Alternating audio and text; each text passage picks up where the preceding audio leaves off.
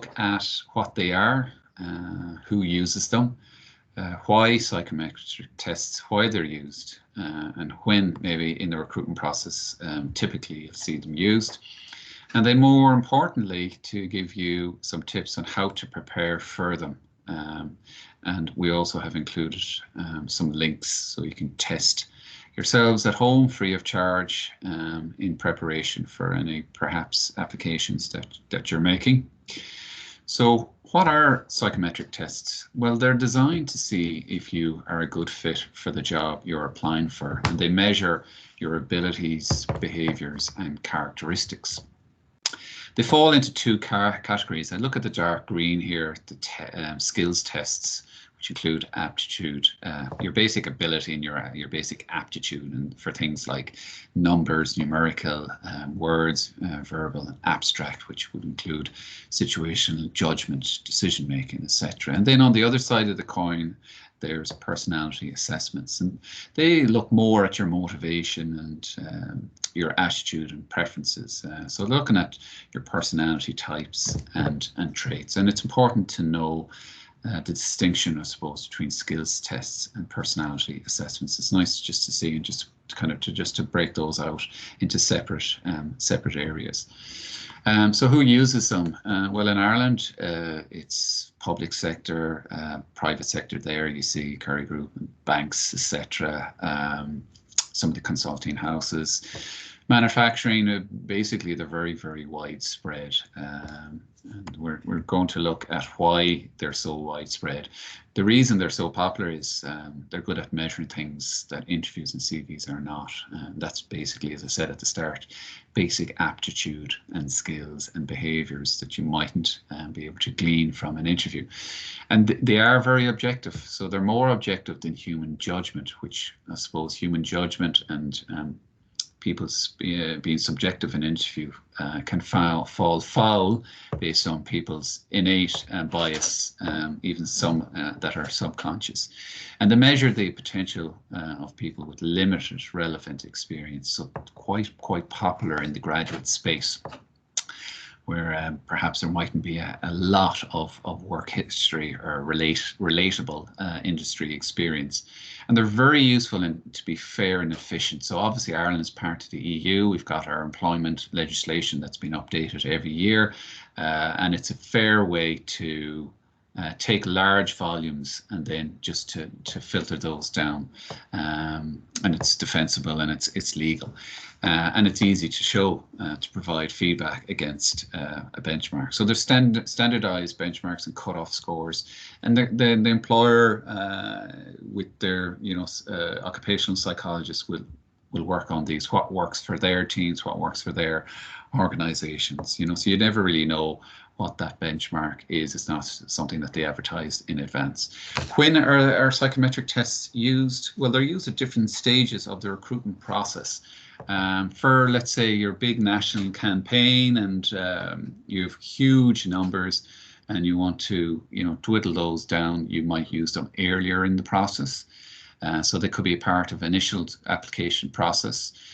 They could be after the screening process. You could see them as part of the application, or as, should I say, assessment day. So you have a lot of assessment centres, and it might be just one pillar or one part of that, or it might be a two-part assessment centre, and you have to get through certain things in order to progress to part two. So it's varied. There's no one size fits all, and it relates to the organization, whatever way they've decided what suits them, and they've designed it as such. Now, how do you prepare yourself? Well, it depends on how much practice you do. So how much practice should you do? We're going to look at that. How should you manage your time in an aptitude test? What about guessing or going really fast? Is this an advantage or disadvantage?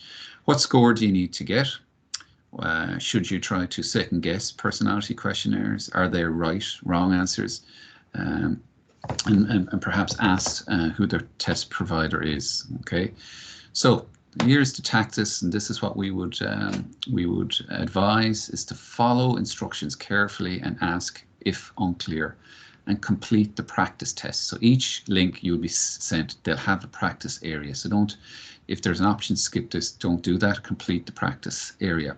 Make sure you understand answers to example questions, okay?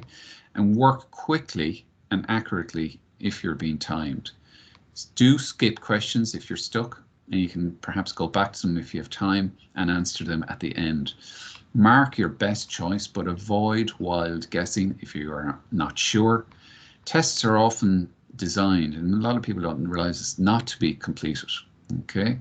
So your score equals the correct answers in the time allowed. So make sure you have a watch and a timer to hand. A lot of the online systems will have a digital clock counting down, which I know puts a bit of pressure on things.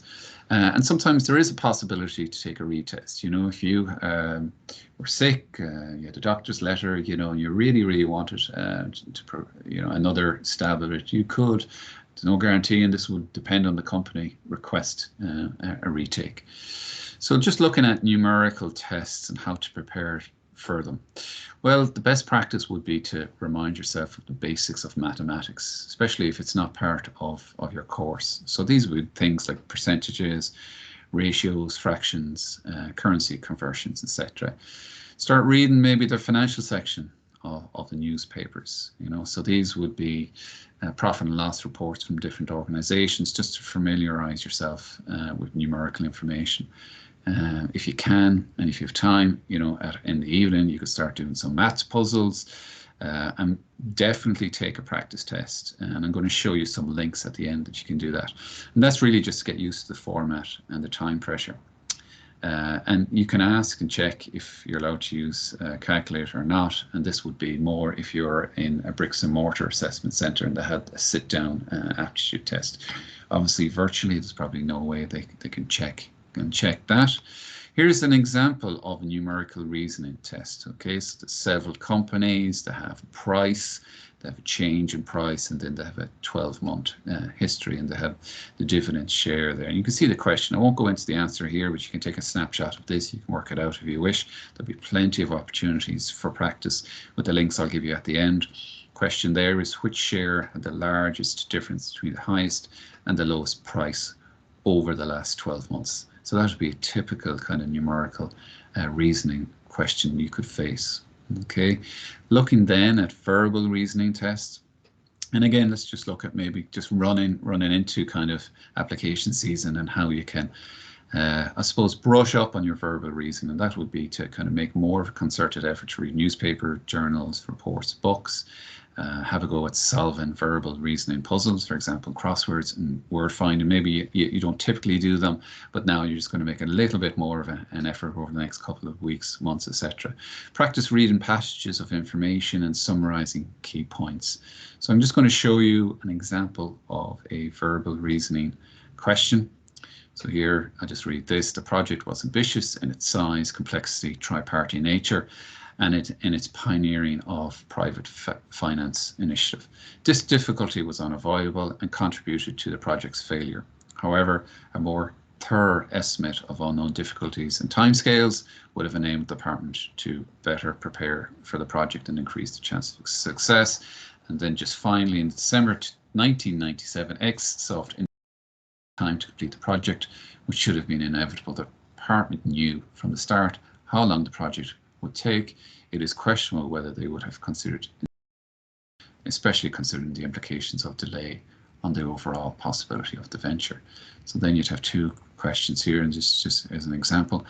Question one, if more care had been put into estimating the difficulties, it is likely that the project would have failed. Is the answer true, false? Cannot say.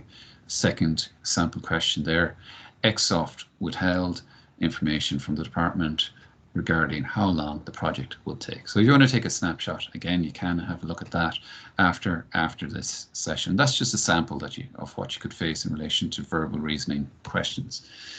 Now looking at situational judgment. So when responding to scenarios, you should pick the approach that you feel reflects the best way you would deal with a situation in real life. Okay, so rather than the solution for which you think the employer is looking, just go with your own gut and your own feeling. What way would you solve that challenge or dilemma. So situational judgment tests are usually timed, so you should work quickly but carefully and not dwell too long on a single scenario. So do move on. There are no right or wrong answers in situational judgment questions. It's more looking at your own personality profile and style in relation to a certain challenge. Here's a sample one. Situation 1, a customer has been browsing in your section for about 10 minutes and is looking increasingly dissatisfied and frustrated. He approaches you and asks you whether you have a particular book that he's looking for, and after checking on your computer, you have to inform that it's currently out of stock. Review the following responses A to D and indicate which one you believe to be the response the situation would be most likely to make, and the response to the situation which you would be least likely to make. And there's several there. You can apologize that the book is unavailable and suggest to try another retailer. You can offer to order the book. You can give the customer an ISBN, serial number, where book, etc., etc. So you have to just answer according to your own feelings in relation to the situation. Now, results from these tests, they often are given as a percentile. So that's not the same as a percentage. So it's good to just check that and just know the difference between the two. Comparison groups are used to benchmark your score against. So they might have used the group from previous years, whether they need to tweak it with the occupational psychologist. So from previous hiring groups, or maybe from previous groups that are taken in batches by that company. You're marked off against them. Different employers and roles that have different benchmarks. As I said before, yeah, different employers and different roles will have different benchmarks. Okay, so practicing may help improve speed, but it may only marginally improve results. Okay, so that's a key one here. Practicing may help improve your speed, but is only likely to marginally improve your results. But still good to do.